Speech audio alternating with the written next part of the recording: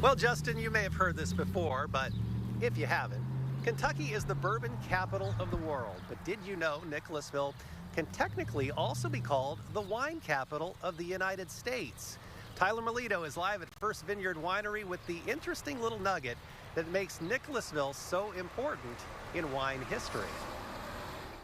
That is certainly right, Paul. And that's a great story you just talked about at the courthouse. And it's a great story over here at First Vineyard Winery. It's a story that begins in 1799 when Swiss immigrant Vinedresser John James Dufour came to Nicholasville and established the First Vineyard, the United States' first commercial winery. Now, fast forward almost 230 years, and this place has plenty of stories to tell.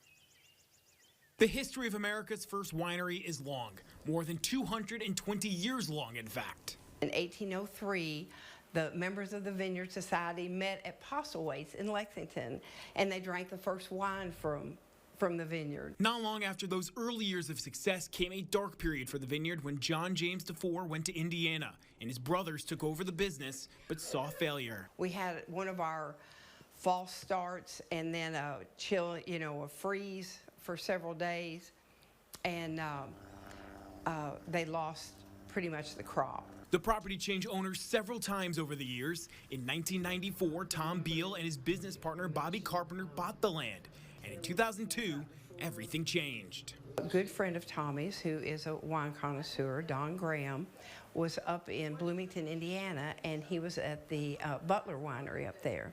They could not place the 6 acres that was the vineyard on the rest of the 730 that had been sold. So he brought the book back to us, and it took Tommy and I 4 years to do the research to prove conclusively exactly where the vineyard had been. In the 2 decades since, Beal and Carpenter worked to restore the property and get it registered as a historic landmark so it would never be lost again. Now the vineyard is open to the public, where they make and sell 13 different types of wine. There are so many nice people, and when you sit and listen to them, I mean, everybody seems like they start talking and they have something in common somewhere.